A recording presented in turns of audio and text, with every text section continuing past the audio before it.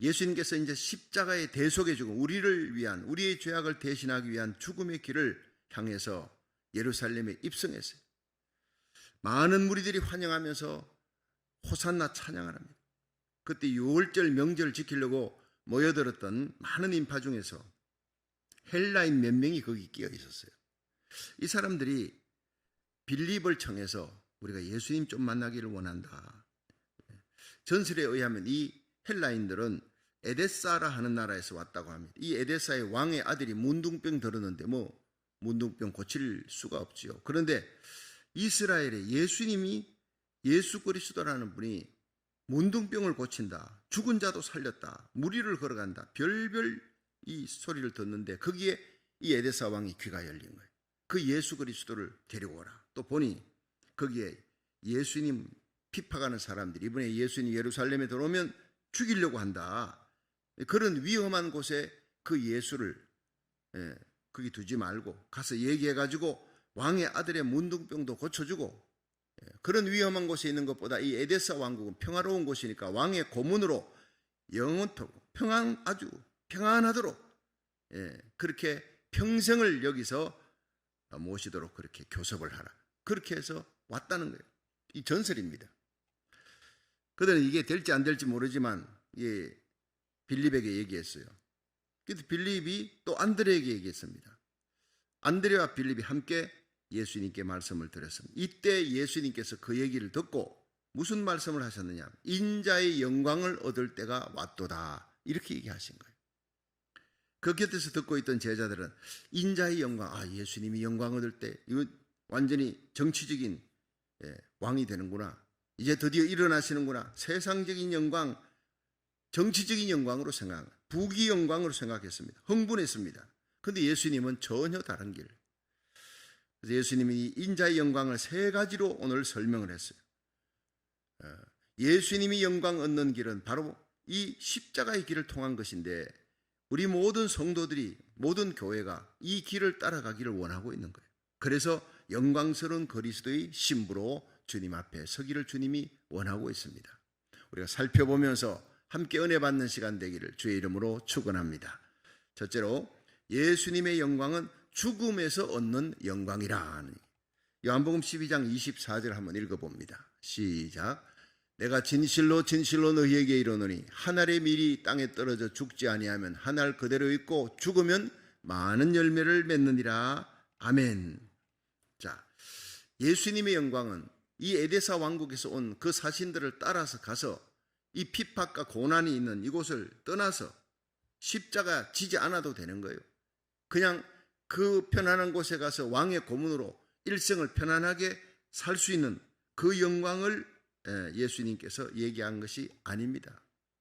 그 얘기를 할 때 하늘의 미랄 얘기를 했어요. 미랄은 조그만한 씨앗이지만 그 조그만한 씨앗 속에 무한한 잠재력이 있어요. 그런데 그 씨앗 속에 생명이 있는 거예요.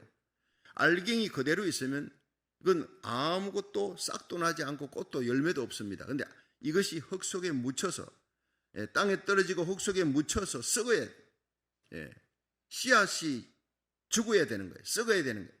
새로운 싹이 나야 되는 거예요. 그래야 많은 열매를 맺히느니라. 이것이 바로 하나님의 아들 예수님이 이 땅에 오셨어요.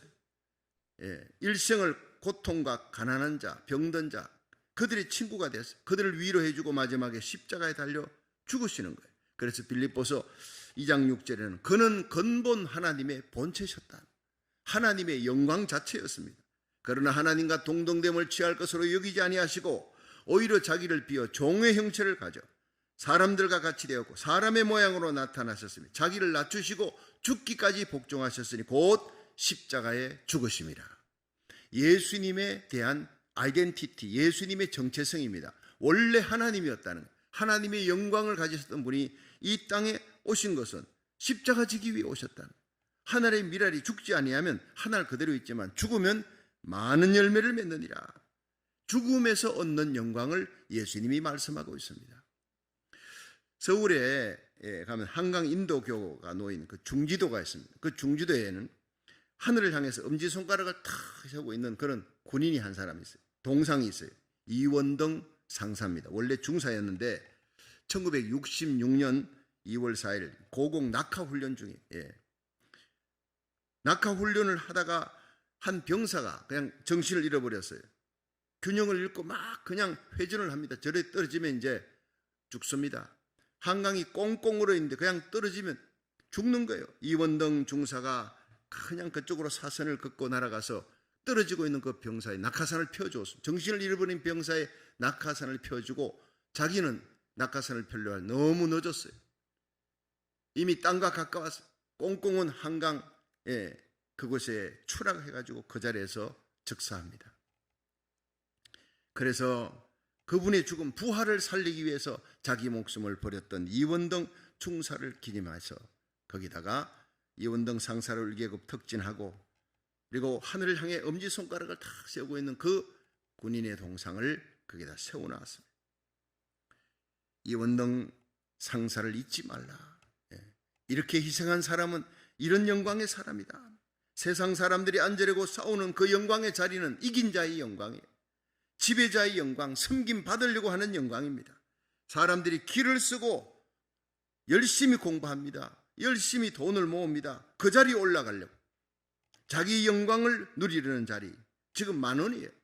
한번 올라가면 안 내려올라 그래요. 그러나 우리 주님은 진정한 영광, 가장 가치 있는 영광 무엇인지 알고 계십니다. 가장 큰 영광의 자리, 영원한 영광이 무엇인지 알고 계십니다. 그것은 십자가를 통한 그 십자가의 흘린 피로 저와 여러분이 구원받았어요. 예수님이 십자가 지지 않았다면, 만약 에데사 왕국에 그 사람들 따라 갔다면 예수님은 이 십자가 얼마나 참혹한 것인지, 얼마나 고통스러운 것인지 이미 아셨습니다. 예루살렘을 향해 갈 때 제자들은 예수님이 예루살렘에 들어가면 이제는 왕이 될 것이다. 헤롯의 학정, 로마의 압제에서 우리를 해방시킬 것이다. 정치적인 그 영광을 기다리고 가는데 예수님 앞서서 슬퍼하며 근심하는 거예요. 십자가가 곧 바로 눈앞에 있습니다. 제자들 다 도망치고 외로이 십자가 지고 가야바 법정, 안나서 법정, 헤롯의 법정에 서고 빌라도의 법정 앞에 서서 온몸 발가벗기우고 채찍 맞으시고 십자가 그 무슨 십자가를 지고 골고다를 향해 올라가야 돼. 저절하게 못 박혀 죽는 거예요. 블라디도니오스 매 맞고 끌려가서 십자가에서 죽으시는 그것이 누구 때문이냐? 바로 나와 여러분, 우리들의 모든 죄를 짊어지시고 십자가 지시기 위해 이 땅에 오신 예수님. 예수님은 그 길을 걸어야 우리가 살 수 있다는 거예요. 결코 피하지 않았습니다. 하나의 밀이 그냥 그대로 있으면 아무 열매가 없다. 내가 죽어야 한다. 내가 고통스러운 십자가에 달려야 한다. 채찍 맞아야 한다. 이것이 바로 이사야 53장에 이사야가 예언한 거예요. 그가 찔림은 우리의 허물을 인하며 그가 상함은 우리의 죄악을 인하며 그가 징계를 받음으로 우리가 평화를 누리고 그가 채찍에 맞음으로 우리가 나음을 얻었도다. 우리는 다 양 같아서 그릇 행하여 각기 제 길을 갔거니와 우리 무리의 모든 죄악을 다 그에게 담당시키셨도다. 하나님의 뜻이 왜 예수님을 이 땅에 내어 보내셨느냐? 바로 우리의 죄를 담당하게 하기 위해. 예수님은 스스로 목숨을 버리셨습니다. 그 영광의 자리를 버리고 왜 이 땅에 오셨느냐? 인카네이션, 왜 육체의 몸을 입으셨느냐? 육체가 아닌 영은 죽을 수가 없으니까. 그러므로 육체를 입어야 우리의 모든 죄를 사할 수 있는 죄값인 죽음은 대신 치를 수 있으니까. 죄인이 대신 죽으면 우리의 죄가 용서받을 수 없습니다. 죄 없는 의로운 사람이 와야 됩니다. 이 세상에는 모두가 죄인인데 죄 없는 의로운 사람이 없습니다. 그래서 하나님이 인간의 몸을 입고 이 땅에 오셔야 되는 거예요. 가장 귀한 생명을 버리기 위해 죄값으로 죽고 영원한 지옥에 던져질 우리들의 모든 저주를, 그 모든 죄값을 담당하시기 위해 이 땅에 오셔서 십자가 지신 거예요. 그 십자가 진 후에 부활의 영광, 성천의 하나님 우편에 계시며 하늘과 땅의 모든 권세를 지신 예수 그리스도 메시아의 영광을 얻게 된 줄로 믿으시기 바랍니다. 우리도 이 십자가의 길, 주님 가셨던 십자가의 길을 자욱자욱 따라갈 때, 내 몫이 된 십자가 지고 주님의 뒤를 따라갈 때 주님과 함께 부활의 영광, 주님이 이 땅에 다시 오시는 날 영광스러운 공중재림으로 주님 앞에 영광스러운 그리스도의 신부로 영원히 주님과 함께 살게 될 줄로 믿으시기 바랍니다. 그것이 바로 그리스도의 신부의 영광, 주님과 함께 누릴 영광이라는 겁니다. 두 번째, 예수님의 영광은 버림으로 얻는 영광이었습니다. 우리 함께 요한복음 12장 25절을 읽어봅니다. 시작. 자기 생명을 사랑하는 자는 잃어버릴 것이요 이 세상에서 자기 생명을 미워하는 자는 영원토록 보존하리라. 아멘. 여기서 생명을 미워한다. 이것은 주님보다 내 생명을 더 사랑하지 않는다 이 뜻입니다. 주님을 위해서라면 나의 가장 귀한 것도 버릴 수 있어야 한다는 거예요. 여러분, 우리에게 천하가 다 주어졌어요. 세상의 모든 영광이 다 주어져도 생명을 잃어버리면 아무 소용이 없습니다. 그러므로 이 세상에서 아무리 좋은 것 귀한 것이라도 내 생명보다 소중한 것은 없다는 거예요. 여러분, 이 지구상에서 천하보다 귀한 생명, 모든 것을 줘도 바꿀 수 없는 내 생명, 이 생명을 누구를 위해 바쳐야 되느냐? 오직 한 분, 예수님을 위해 바치는 저와 여러분이 되기를 바랍니다. 주님은 그것을 원합니다. 신구약 성경에서 하나님이 기억하시는 그런 곳이 있습니다. 구약 창세기 22장에 보면 아브라함이 모리아산에서 이삭을 바쳤어요. 자, 바칠 수 없는 아들, 백세에 난 아들을 하나님께서 바치라. 왜냐? 너무너무 아들을 사랑하니까. 그렇게 하나님 잘 섬기던 이 아브라함이 하나님 앞에 예배와 제단을 샀는데 딱 중심을 보시는 하나님 보니까 하나님 앞에 예배드리는 것 시간보다 이 이삭을 생각하고 이삭하고 같이 예배 빨리 마치면 이삭하고 같이 놀아야지. 그 이삭의 눈동자 보고 재롱을 떠는 그 모습 보고 정신이 다 빠진 거예요. 그건 당연한 인지상정입니다. 백세에 난 아들이니까 하나님께서 시험합니다. 아브라함아, 네 아들 이삭을 내게 바쳐라. 번제로 바쳐라. 소와 양을 잡아 각을 떠서 죽여서 피 흘려서 바치듯이 불로 태우듯이 그렇게 바쳐라, 태워라, 죽여라. 기가 막힌 명령이 떨어졌습니다. 모리아 산으로 가라는 거예요. 여러분, 그 모리아 산으로 가는 3일 길이 얼마나 힘들고 어려웠을까요? 하나님, 차라리 내가 죽지요. 내 아들 이삭만큼은 살려주세요. 얼마나 그렇게 간곡하게 주님 앞에 기도하고 싶었을까요? 그러나 순종했습니다. 이삭을 바쳤습니다. 발가벗겨 놓고 제단 위에 놓고 칼을 들어서 내리치려고 하는 순간 아브라함아, 네 손을 거두어라. 네 아들 이삭에게 손을 대지 말라. 네가 이같이 나를 사랑하였은즉, 네가 네 아들이라도 내게 아끼지 아니하였은즉 내가 이제 너에게 복을 줄 것이다. 천하 만민이 다 너를 통해, 너의 후손 너에게서 나는 메시아를 통해 천하 만민이 구원 얻는 복을 받을 것이다. 그 놀라운 축복이 아브라함이 이삭을 바칠 때, 독생자를 바칠 때 하나님이 독생자 예수 그리스도를 아브라함의 후손에서 나와서 우리를 위한 십자가 길을 가게 만드신 거예요. 역대상 21장에 보면 다윗이 인구개수하다가 교만해서 하나님 의지하던 이 다윗이 내 밑에 내 수하에 칼 뺄 만한 장수가 얼마나 되나 개수하자 하다가 그 개수 끝난 후에 매맞잖아요. 전염병으로 하루에 7만 명이 죽어갑니다. 하루에 7만 명이 확진자가 생기는 게 아니라 죽어가는 사람만 7만 명이라 기가 막힌 일이 벌어집니다. 그래서 다윗이 하나님 앞에 회개하고 가슴을 치고 내가 교만한 죄를 범했습니다. 하나님, 나와 내 아버지 집을 치시고 내 집안을 치시고 죽여주시고 이 백성은 건드리지 말아 주옵소서. 눈물 펑펑 흘며 기도하니까 하나님이 갓선자를 통해 오르난의 타작마당에 올라가 예배를 드려라. 정신없이 올라가 예배드렸습니다. 오르난 타작마당에, 오르난이라는 사람이 가족들과 함께 타작하는 그 마당이 뭔지를 몰랐어요. 그런데 그 예배드리고 나니 하늘에서 불이 떨어져서 전염병이 그쳤더라. 재앙이 그친 거예요. 당시에 기브온이라는 곳에 예배드리는 곳이 있습니다. 제사장들이 있고 예배드리는 곳이 있는데 왜 하나님이 뜬금없이 오르난이라는 사람이 타작하는 그 타작마당에 올라가서 예배를 드려라. 드리니까 하늘에 성령의 불이 떨어지고 재앙이 그친 거예요. 묻고 싶었지만 두려워서 물을 수가 없었습니다. 그런데 역대하 3장 1절을 보니 그곳이 바로 아브라함이 이삭을 바친 곳이었어요. 아브라함이 바로 아브라함으로부터 1000년 후에 다윗으로부터 1000년 전에 아브라함, 1000년의 간격을 뛰어넘어서 하나님이 기억하시는 곳, 하나님이 절대 잊어버릴 수 없는 곳, 하나님의 감동이 있었던 곳, 아브라함이 이삭을 바쳤던, 바칠 수 없는 아들을, 가장 귀한 아들을, 내 생명보다 더 귀한 아들을 바쳤던 그곳을 하나님은 1000년이 지나도 잊을 수 없어요. 10,000년이 지나도 잊을 수 없어요. 1000년의 세월 지나 그 아브라함의 후손 다윗이 범죄했지만 그 범죄한 다윗을 오르난의 사장마당을 기억하고 그곳에 올라가 예배를 드려라, 번제를 드려라. 그 번제를 드릴 때 하나님의 눈에 눈물이 고였을 거예요. 아브라함을 기억했을 거예요. 아브라함이 이삭을 바쳤던 그 사건을 기억하고 다윗을 용서해 주신 것입니다. 그렇습니다. 여러분, 가장 귀한 것을 바친 곳입니다. 내 생명 같은, 생명보다 더 귀한 아들 이삭을 바친 것. 여러분, 우리가 일생 우리 인생에 아브라함처럼 모리아를 쌓을 수 있길 바랍니다. 아브라함 부족한 점도 많습니다. 자기 아내를 2번이나 팔았던 사람이, 하나님 뜻을 약속의 아들 기다리지 않고 하갈의 몸에서 이스마엘을 얻었던 불신앙 불순종의 사람이, 믿음의 조상 자격 없는 사람입니다. 그런데 하나님이 로마서 4장에 어떻게 아브라함을 믿음의 조상에 올렸느냐, 그 믿음을 그렇게 칭찬했느냐, 바로 모리아가 있었기 때문에 나머지 모든 걸 덮어버린 겁니다.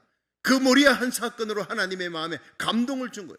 우리 일생에 지은 죄가 많아도 예수의 보혈의 피로 덮어주고, 우리가 주님 앞에 내 가진 모든 것 가운데 가장 귀한 것, 내 생명같이 귀한 것 하나님 앞에 한번 드려보세요. 그래서 하나님 앞에 성전을 세우는 것이 가장 큰 축복이에요. 주의 몸된 교회를 위하여. 주님이 이 땅에 계시지 않지만 주님의 몸된 교회라 그랬습니다. 주님의 핏값으로 주고 산 교회라 했습니다. 주님의 몸된 교회를 위해 죽기까지 충성해 보세요. 쓰러지기까지 충성해 보세요. 예수 그리스도 그 이름을 위하여 여러분 순교자의 반열에 들어갈 주님께서 감동하십니다. 그렇습니다. 주님의 몸된 교회를 위해서 나의 가장 귀한 것을 바칠 때, 오늘 이 예배가 드려지는 여러분의 찬양이, 드려지는 예물이 내 생명보다 더 귀한 것입니까? 주님 보고 계십니다. 아깝지 않은 것은 여러분 내가 바친 것이 별것 아니기 때문에 아깝지 않은 거예요. 하나님 앞에 바쳐지는 것은요, 아깝도록 바쳐라는 우찌무라 간조 위대한 신학자의 얘기가 있습니다. 주님 앞에 바쳐지는 그 예배, 그 시간, 그 물질, 그 찬양, 아깝도록 바쳐라는 거예요. 바치면 너무 아까워. 여러분, 그럴 때 하나님께서 그 예물을 기쁘게 받으십니다. 그 예배를 기쁘게 받으십니다. 우리 일생 바치고 난 다음에 너무너무 아까워, 이런 적이 있습니까? 그게 바로 여러분의 모리아입니다. 오늘의 예배, 날마다 드려진 예배, 이 나라 살리기를 천번제, 여러분, 저는 이 나라 살리기를 천번제에 내 목숨을 걸었습니다. 메시지를 전하고 설교하고 눈물을 흘려 기도하다가 내가 이 자리에서 죽어도 좋다, 내가 기도함으로 교회가 살고, 내가 부르짖음으로 우리 조국 대한민국이 살고 미국이 살고 마지막 하나님의 영광이 드러난 대부흥의 역사가 일어난다면 나는 하늘의 미랄처럼 갈 것이다, 그런 마음으로 저는 시작했고 지금까지 왔습니다.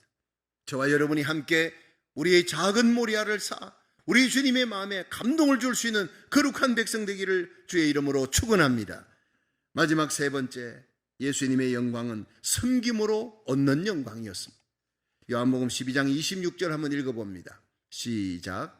사람이 나를 섬기려면 나를 따르라. 나 있는 곳에 나를 섬기는 자도 거기 있으리니 사람이 나를 섬기면 내 아버지께서 저를 귀히 여기시리라. 아멘. 여러분, 우리가 주님 곁에 가장 귀히 여기는 자리, 영광스러운 자리에 서기를 원합니까? 어떻게 해야 됩니까? 바로 오늘 요한복음 12장 26절입니다. 사람이 나를 섬기려면 나를 따르라. 예수님 따르는 것이 예수님 섬기는 것이고, 십자가 길, 죽음으로 얻는 영광, 버림으로 얻는 영광, 여기에 예수님 섬기는 겁니다.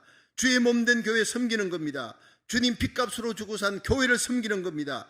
그곳에 주님을 따르는 것, 주님을 섬기는 그곳에 나를 섬기는 자도 그 자리에 있게 할 것이다. 사람이 나를 섬기면 내 아버지께서 저를 귀히 여기시리라. 여러분, 주의 몸된 교회를 섬기는 것이 주님 섬기는 것이고, 주님을 잘 섬기면 주님 따르는 자, 주님 따르는 자, 잘 섬기는 자는 하나님께서 귀히 여기실 줄로 믿으시기 바랍니다. 이는 하나님의 말씀입니다. 역사가 토이미는 얘기했습니다. 역사는 지배적인 소수와 창조적인 소수가 있는데, 남을 지배하고자 하는 소수가 역사를 지배할 때는 언제나 절망이요 어둠이라는 거예요. 자기 야욕으로 여러분 우크라이나를 공격하고 지배하려고 하는 이 푸틴 같은 사람이 생기면 그것은 언제나 고통과 어둠과 눈물입니다. 절망입니다. 그러나 창조적인 소수, 이웃을 섬기면서 자기를 희생하는 창조적 소수가 역사를 지배할 때 역사는 언제나 희망적이었다. 그 창조적 소수가 누굽니까? 예수님의 뒤를, 십자가의 길, 버림으로 얻는 영광, 섬김으로 얻는 영광을 따라가는 사람들이에요. 섬김을 받고자 하는 자가 많은 곳에는 다툼이 있고 어둠이 있고 절망이 있고 슬픔이 있습니다. 눈물이 있습니다. 하지만 섬기고자 하는 자가 많은 곳에는 화평이 있고 빛이 있고 희망이 있고 기쁨이 있고 행복이 있는 것입니다. 우리 교회는 저와 여러분이 섬김으로 행복이 넘치는, 기쁨이 넘치는 복된 교회, 천국의 그림자가 되는 교회가 되기를 주의 이름으로 축원합니다. 우리 성도들은 예수님이 계신 곳에 누가 거기 있을 수 있느냐를 잘 알아야 합니다. 믿음은 나를 예수님 있는 곳에 있게 만듭니다. 예수님 말씀하셨습니다. 나 있는 곳에 나를 섬기는 자도 거기 있으리라.